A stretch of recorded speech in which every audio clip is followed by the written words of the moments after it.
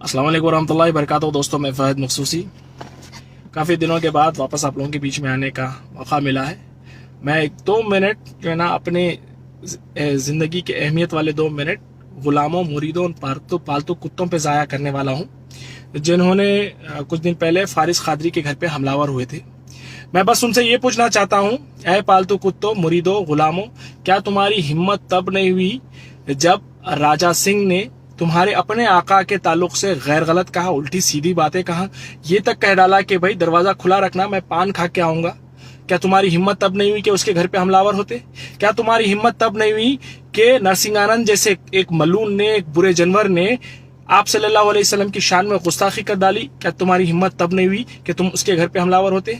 क्या तुम्हारी हिम्मत तब नहीं हुई कि वसीम रजवी जैसे नामखूल मलून दुनिया के बदतर तरीन इंसान ने कुरान की आयतों में तब्दील करने की बात कर डाली? क्या तुम्हारी हिम्मत तब नहीं हुई कि तुम उसके घर पे हमलावर होते? लेकिन नहीं, वो कहते हैं ना कि पालतू कुत्तों को जो है ना ट्रेनिंग दी जाती है कि कौन दोस्त है, कौन दुश्मन है, किस पे भौंकना है, किसको काटना है, किस पे हमलावर होना है। तो ठीक वैसे ये तुम्हारे आकाओं के दोस्त हैं और तुम्हारी हिम्मत कभी नहीं होगी इनके खिलाफ जो तुमने कल फारिस कादरी के खिलाफ किया है करने की। क्या गलत किया भाई? बहुत सारे लोग ये भी बोल रहे हैं कि भाई फारिस कादरी को जो है ना ये ट्रीटमेंट चाहिए था क्योंकि फारिस कादरी ओवर कर दे रहा है। अरे भाई, कम अखलो, कम जहीनो, अरे ये हमारे सिस्टम का हिस्सा है, ये हमारा फंडामेंटल राइट है कि हम अपने इलेक्टेड रिप्रेजेंटेटिव से सवाल करें, क्योंकि लोगों में वो आदत नहीं रही, लोगों में वो हिम्मत नहीं रही कि अपने इलेक्टेड रिप्रेजेंटेटिव से सवाल कर सके।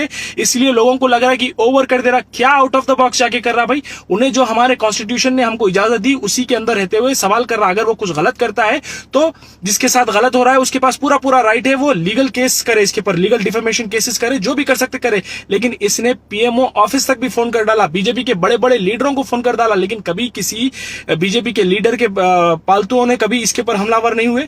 लेकिन इससे मुरीदों की जहालत, उनकी कमअखली, उनकी जो है ना इलिटरेसी का पता चलता है कि जब इनके कायद से सवाल किया जाता है, इनके लीडर से सवाल किया जाता है तो ये इसके घर पे पहुंच जाते हैं, तो इनके पालतूपन का जो है ना पता चलता है। अरे भाई, मैं इम्तियाज जलील साहब से ये पूछना चाहता हूं कि मैं कल ये वॉइस क्लिप जब सुना तो मैं दंग रह गया कि भाई आप मेंबर ऑफ पार्लियामेंट है, आप किस तरीके का लहजा अपना रहे हैं।